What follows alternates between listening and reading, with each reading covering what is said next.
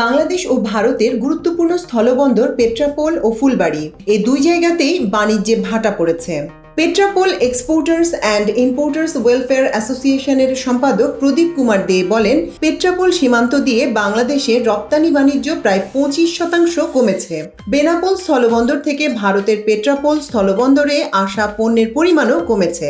বাংলাদেশ সরকার কিছু পণ্য অন্য দেশ থেকে নিতে চাইছে, সেজন্য এর কিছু প্রভাব পড়বে। এর মধ্যেই 20 থেকে 25% রপ্তানি কমে গেছে বলে মন্তব্য করেন তিনি। প্রদীপ কুমার দে বলেন, গণমাধ্যমের খবর প্রকাশিত হয়েছে G2G অর্থাৎ গভর্নমেন্ট টু গভর্নমেন্ট ভিত্তিতে পাকিস্তান থেকে আতপ চাল আমদানি করবে বাংলাদেশ সরকার। সম্প্রতি এর সম্পর্কে দু দেশের কর্মকর্তাদের মধ্যে সমঝোতা স্মারক স্বাক্ষরিত হয়েছে। দেশ দুটির মধ্যে দ্বিপক্ষীয় বাণিজ্যের পরিমাণ বৃদ্ধিরও চেষ্টা চলছে বলে জানা গেছে। বাংলাদেশ ভারত বাণিজ্য পরিস্থিতি সম্পর্কে প্রদীপ কুমার দে অবশ্য বলেছেন, সম্পর্ক যাই থাক না কেন, ওদের প্রয়োজন থাকলে ওরা আমাদের কাছ থেকে নেবে। আমরা আমাদের পণ্য বিক্রির জন্য দোকান খুলে রেখেছি। অন্যদিকে বাংলাদেশের বেনাপোল স্থলবন্দর থেকে ভারতের পেট্রাপোল স্থলবন্দরে আসা আমদানি পণ্যবাহী ট্রাকের সংখ্যা অনেকটাই কমে গেছে।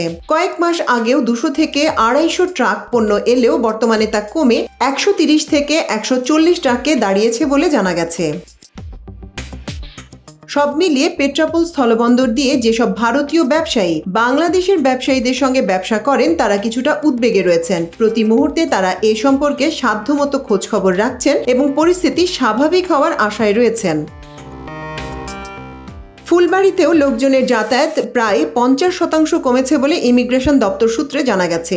আগের রোজ যেখানে 200 মানুষ যাতায়াত করতেন, এখন সে সংখ্যা 80 থেকে 100-তে নেমে এসেছে। এদের বেশিরভাগই বাংলাদেশি। বাংলাদেশ থেকে ভারতে আসার জন্য কেবল শিক্ষা ও চিকিৎসা ক্ষেত্রে ভিসা দেয়া হচ্ছে। এদিকে সাধারণত যাতায়াত হ্রাসের পাশাপাশি বাণিজ্যেও টান পড়েছে। আগে রোজ বাংলাদেশে বোল্ডার বোঝাই 400 ট্রাক যাচ্ছিল, এখন সে সংখ্যা প্রায় অর্ধেক হয়ে গেছে। তবে সব মিলিয়ে বাংলাদেশ ভারত দ্বিপক্ষীয় বাণিজ্য যে এই মুহূর্তে একটা অনিশ্চয়তার মুখে পড়েছে তাতে কোনো সন্দেহ নেই।